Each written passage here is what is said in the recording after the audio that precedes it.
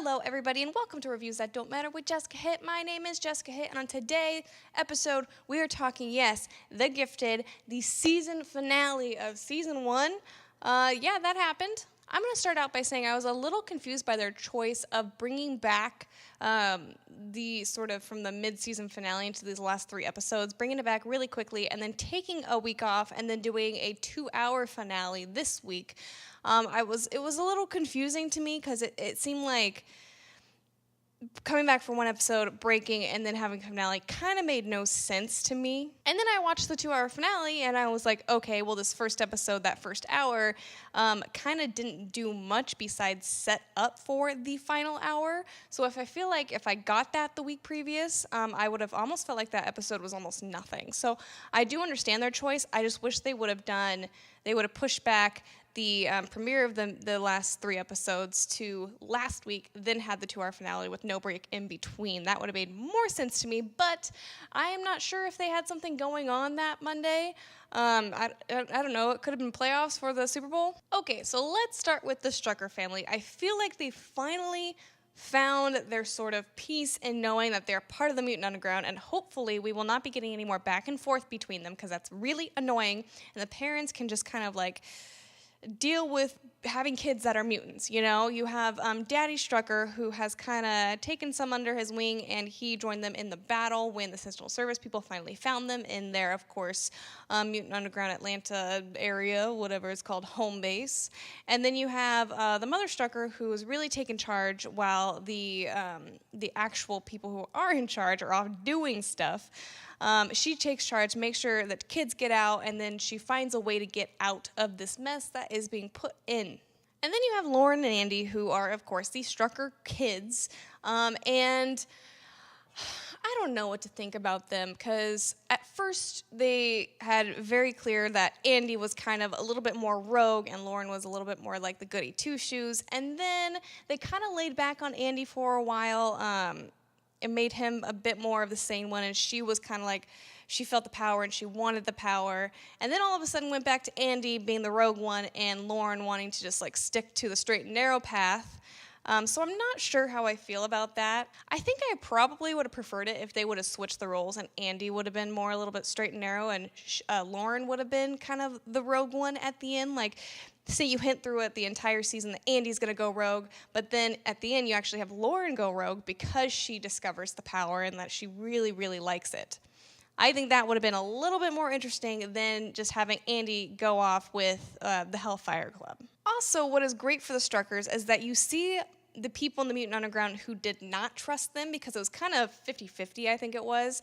People who weren't trusting them decided, they didn't really decide to trust them, but they just kind of believed in them for the first time, believed that they were there for more than just themselves. And I think in the next season, I do believe that the parent Struckers will kind of be the glue to hold these people together, is kind of what I'm feeling. And then you kind of get this side story of, the Mutant Underground leaders in, of course, Eclipse, Polaris, and Thunderbird. I'm already forgetting his name. I think it's Thunderbird.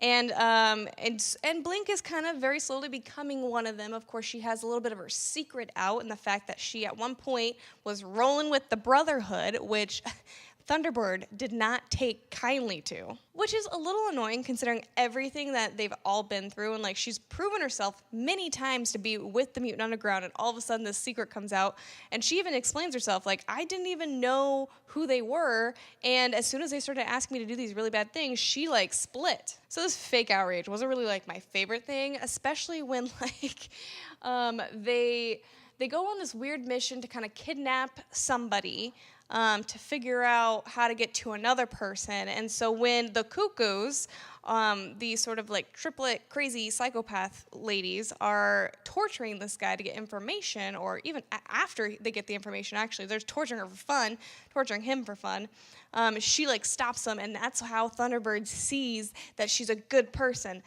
Come on, that's a little heavy-handed on the writing there. And speaking of Blink and Thunderbird, they kissed, so I guess we're going straight into that romance after, of course, his last girlfriend just died. And I get it. They were developing feelings before that whole thing happened, and would have happened even if Dreamer did not die, but it's a little weird considering it doesn't feel like it's been that long since that's happened. I wish they would have cooled off at least until like halfway through next season, or like honestly season 3 if they ever get one. But they of course did not know that they were going to get one. And while I'm happy that they're together, because I do believe I like their characters together, and I think they have decent chemistry, and I think it's an interesting match, I still probably would have preferred it to wait a little bit because it feels a little tacky and fast moving. Also, I do kind of feel like it lessens the importance of Dreamer's death. Like, it kind of makes it seem like Dreamer only died for Blink and Thunderbird to be together, as opposed to it actually being a good plot to, you know, like having stakes to people dying, because we really hadn't seen anybody die that we know yet. And who knows if they'll actually get together. Maybe they'll be like, hey, let's take some time, let's grieve Dreamer, and then we'll see where we're at in like a month or two. And then, of course, you have the other lovebirds in the Mutant Underground, Polaris and Eclipse, who they're just falling apart fast. And here's the thing. I actually really like the decision to make Polaris kind of pick a side, and pick the side that you would not expect the heroes of your story to pick. Practically this entire season, minus the first couple episodes when she's locked up and trying to get back to her lover, Eclipse, they're fighting all the time. Every episode they're fighting about something. And it was getting a little exhausting, and I like the fact that they're separating them again, and they kind of develop more as characters outside of their relationship. Like, I want to see what Marcos is when he doesn't have Lorna and his soon-to-be child, and I want to see how Polaris handles, you know, herself and her, if she has a bipolar attack, or if she has these newfound abilities, what's going to happen when she has the kid, and maybe she's not as strong. Is she going to, like, want that power back? I'm really interested in that, and I like the fact that she's going to be teaming up with the Cuckoos and Andy, and we might get to see more people from the Hellfire Club, which I would love to see some cameos in there. Give me some Emma Frost. So I really enjoyed that decision from her character, and I like the fact, too, that a couple of those core characters that were background characters that had lines, and like there were the secondary ones that you don't remember the names of, but you remember the faces of, and you know they're important to the people that we actually care about. They ended up going to the Hellfire Club because they don't have any faith in what the Mutant Underground, again, is. So we kind of get to see this rebuild of the Atlanta branch of the Mutant Underground, as well as this sort of weird frenemy relationship with the Hellfire Club, because I don't think they'll be attacking anytime soon, but I don't think they're necessarily friendly with everything that's happened. And then, really, the Sentinel Service thing is all messed up, too, because the crazy doctor's dead, with the really crazy racist person that is running for office is dead, and then, of course, big bad Sentinel guy, I forgot his name again. Tucker? No, it's not Tucker. It's something.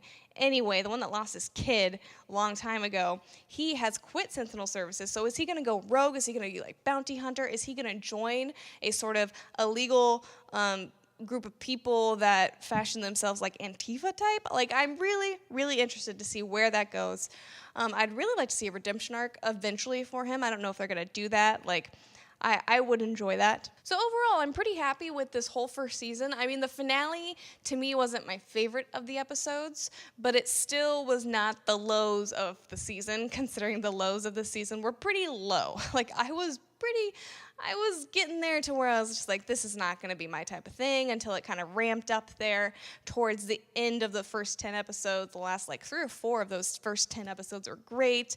Coming into this whole 3-episode thing, I think it worked really well. It's actually renewed for a second season, so I'm very excited for that. It's probably going to stay within the same, like, 10 to 15 episode model. I don't think that they'll order a, like, 22 regular season. Like, that doesn't really seem where Fox is going with this.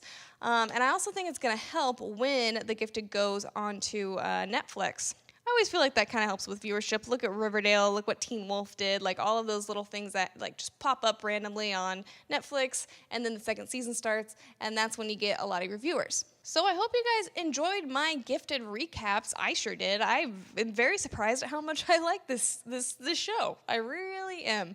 Wasn't even planning on watching it at first, and I was like, sure, why not? So if you did like it, give it a thumbs up. Comment down below. What is your thoughts on The Gifted, the first season altogether?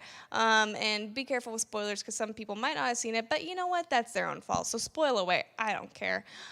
Also, don't forget to subscribe. I make videos Monday through Friday. I'll be good this week, I promise. I'll post every day. Okay, bye.